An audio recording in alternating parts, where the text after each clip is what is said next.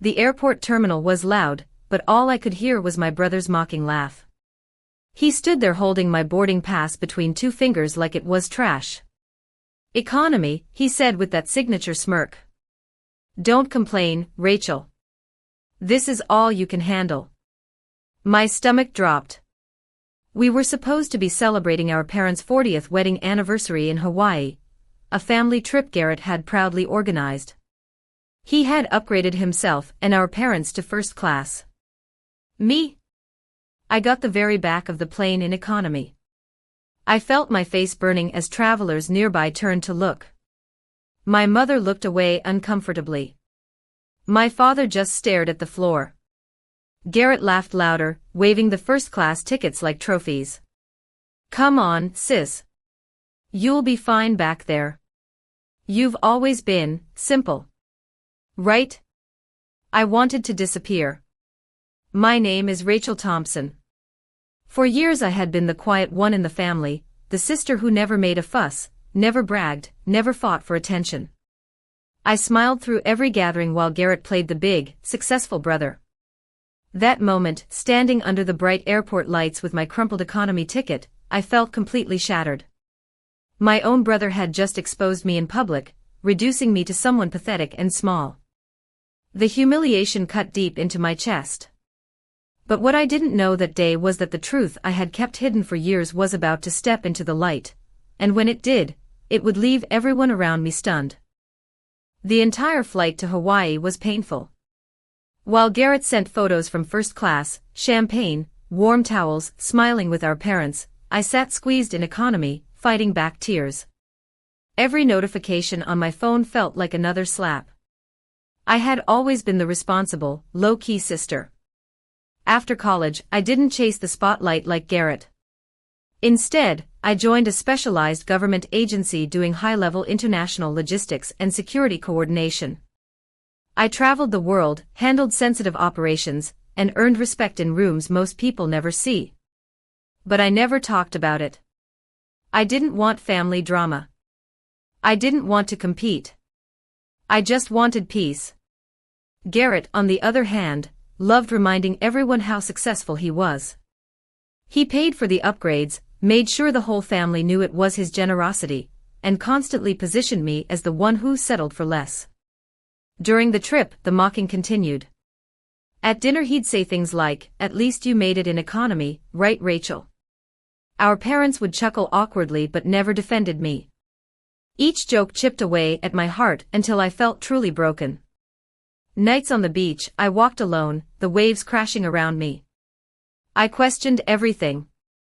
Why did my own brother enjoy humiliating me? Why was my silence seen as weakness? The pain ran so deep I could barely breathe. I felt exposed, unworthy, and completely alone. But something began to change inside me during those quiet nights. The heartbreak slowly turned into quiet strength. I realized I had spent years dimming my light so others wouldn't feel uncomfortable. I was tired of shrinking myself. I was tired of being the family punchline. I decided I wouldn't say anything. I would simply stop hiding who I was.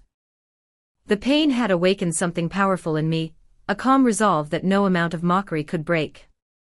Until everything changed on the return flight home.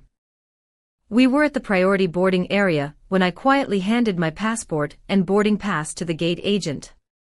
She scanned it, paused, then looked up at me with wide eyes. Within seconds, 2 senior airline executives rushed over. "Ms. Rachel Thompson," the head supervisor said, her voice carrying through the lounge.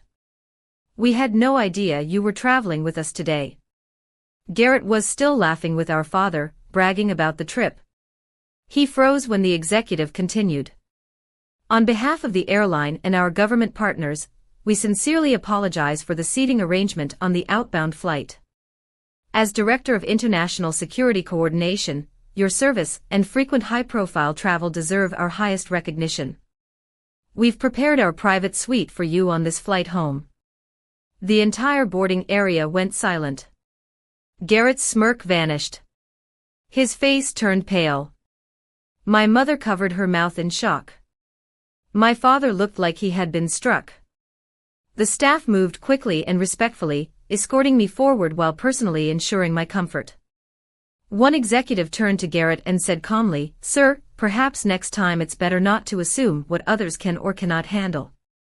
Garrett stood there completely exposed. The loud brother who had humiliated me for days now had nothing to say. His jokes from the entire trip echoed back painfully in front of everyone. For the first time, our parents saw the truth. The daughter they thought was simple had been carrying a life of real importance and quiet sacrifice. He tried to speak but only managed a weak, broken apology later. His confidence was gone. The humiliation he gave me had returned to him, not through revenge, but through the simple power of truth. On that flight home, sitting in comfort, I felt a deep sense of peace. I didn't need to raise my voice or fight back. The truth had spoken for me. This experience taught me something I will never forget: never let anyone define your worth based on what they see on the surface.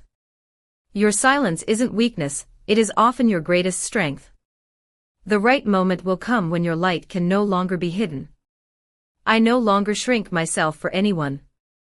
I walk with quiet dignity, knowing that those who underestimate you today may be the most stunned tomorrow. And in that truth, I am finally free,